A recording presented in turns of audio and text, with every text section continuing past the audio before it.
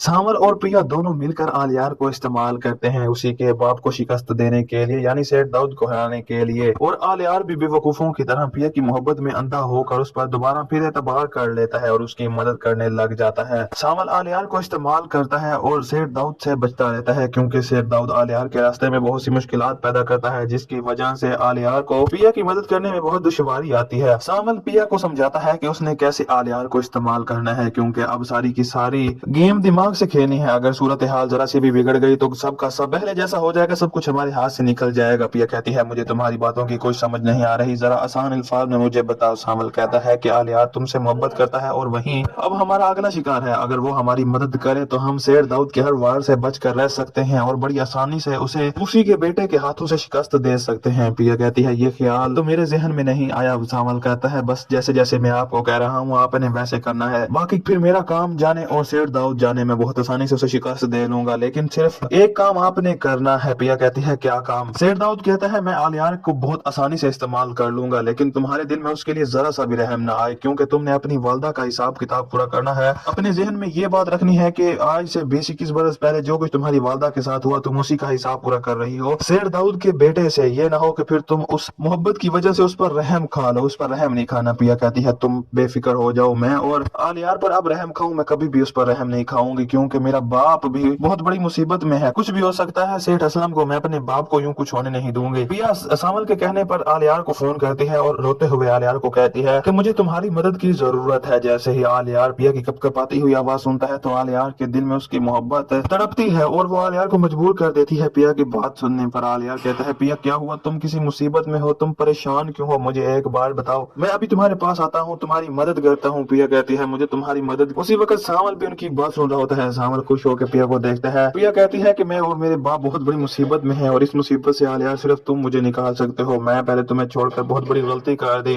लेकिन तुम मेरी मदद करोगे। इस बात का इल्म तुम्हारे वालिद को ना हो, अगर तुम्हारे बाप से दाऊद को हो गया तो